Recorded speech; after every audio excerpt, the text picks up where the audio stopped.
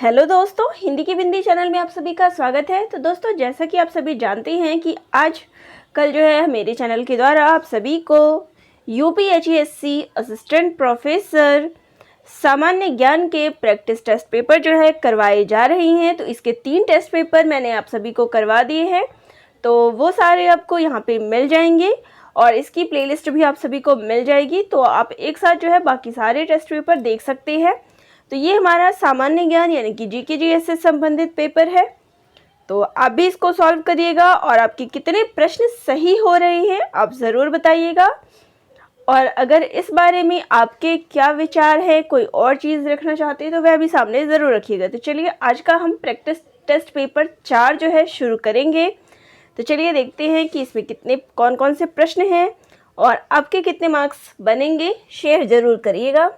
तो चलिए पहला प्रश्न है, भारत में हड़प्पा का वृहत स्थल है।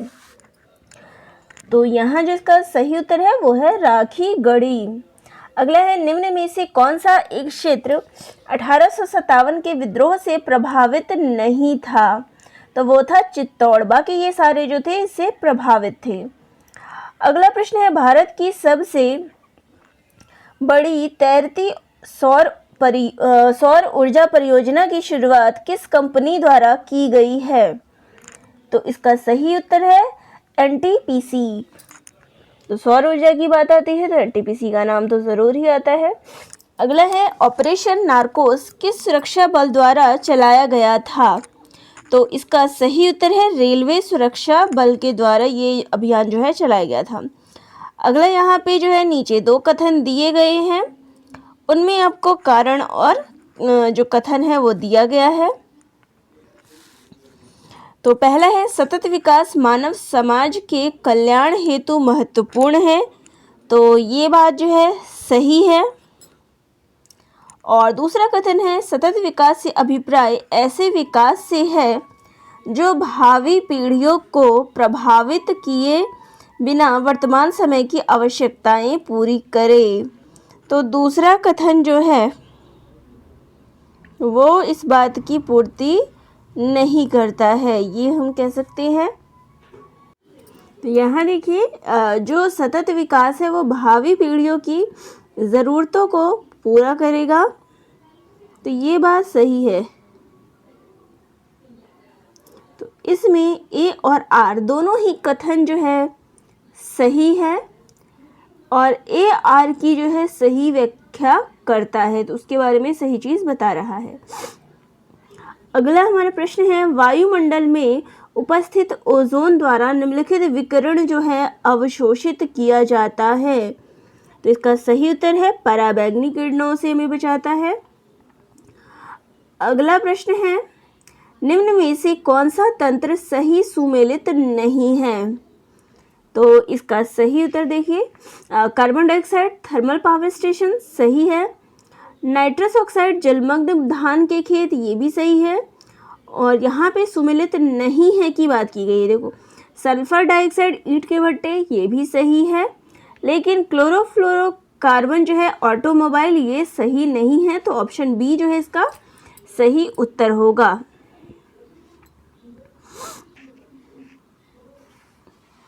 क्योंकि यहाँ पे जो है ऑटोमोबाइल दिया गया है, जबकि क्लोरोफ्लोरोकार्बन की बात करें तो इसके लिए अगर यहाँ पे रेफ्रिजरेटर होता, फ्रिज होता, तो हम सही टिक करते।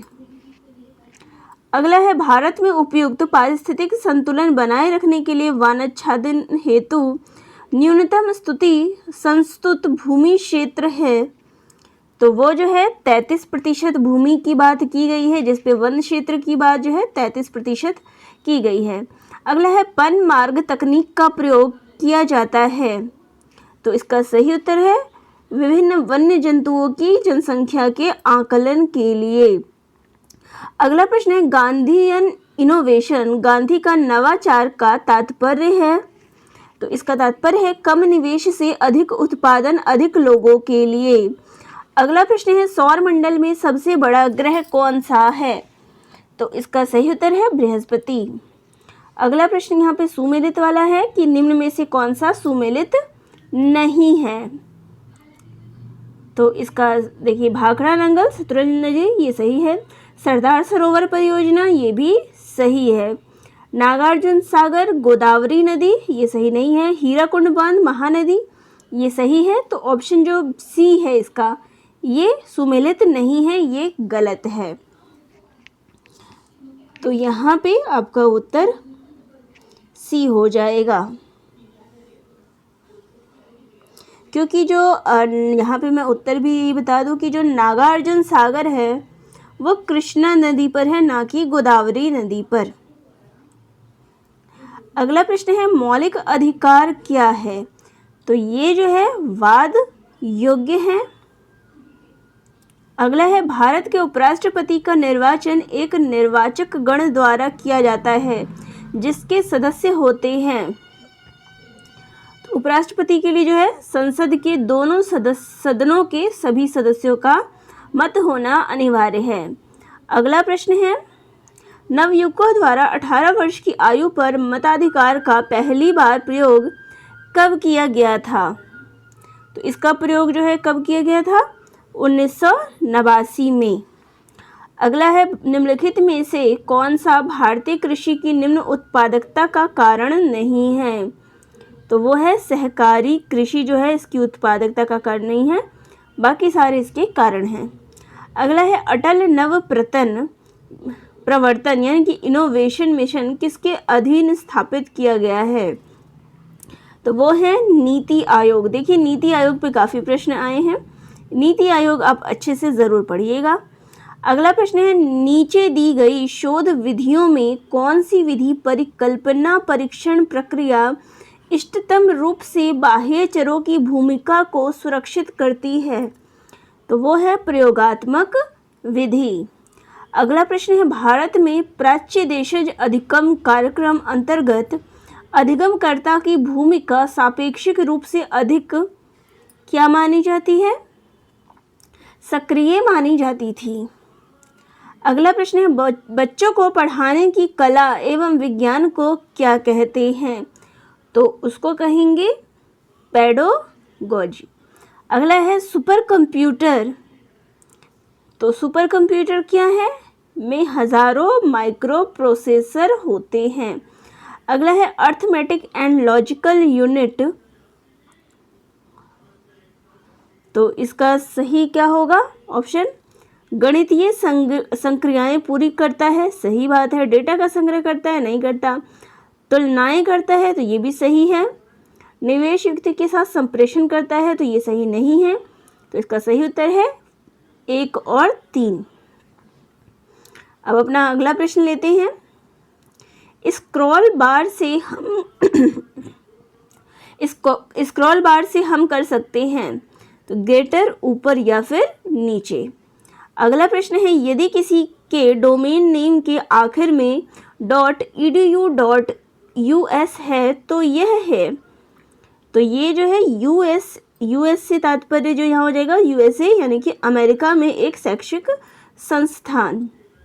अगला है एब्सोल्यूट डैश में इंटरनेट पर फाइल का संपूर्ण पता होता है, तो वो होता है URL। अगला है हाल ही में भारत के पहले स्वदेशी पॉलीसेंट्रिक प्रोस्थेटिक घुटने कदम को किस भारतीय संस्थान ने अनावरण किया है? तो वो किया था IIT मद्रास के द्वारा या फिर IIT चेन्नई, जो भी लिखा हो उसके द्वारा। अगला है हाल ही में किस वैज्ञानिक संगठन ने 65 एक्सोप्लैनेट की खोज के साथ अब कुल 5000 से अधिक एक्सोप्लैनेट बाह्य ग्रह की खोज की है? तो वो किया गया है नासा के द्वारा। अगला प्रश्न है अप्रैल 2022 में भेजे गए अंतर्राष्ट्रीय अंतरिक्ष स्टेशन के लिए पहले निजी मिशन का नाम क्या था? तो इसका नाम था एक्सियोन मिशन 1 AX1। अगला प्रश्न है ज्ञान प्रबंध के लिए आवश्यक लेखा चित्र संघटक और बुद्धि उपकरण का प्रकार क्या है जो दूसरों के साथ सहयोग से बनाए गए लेखा चित्र द्वारा अधिगमकर्ता की व्याख्या करने, प्रस्तुत करने और सूचना को व्यवस्थित करने में मदद कर सकता है? तो वो है अवधारणा मानचित्र, ऑप्शन ए। अगला प्रश्न है, मुख्यतया सीमित उत्तर वाले प्रश्नों को पूछने का तरीका जो लोगों को नियामक मानदंडों के परीक्षण के संबंध में प्रयुक्त किया जाता है उसे इस रूप में जाना जाता है, तो उसे हम शब्द चित्र तकनीक कहते हैं। तो ये थे आज के 30 प्रश्न प्रैक्टिस टेस्ट 4 से। तो आप सभी को कैसे लगे कमेंट करके ज़रूर बताइएगा, और वीडियो अगर अच्छी लगती हो तो इस चैनल को सब्सक्राइब ज़रूर करिएगा। धन्यवाद।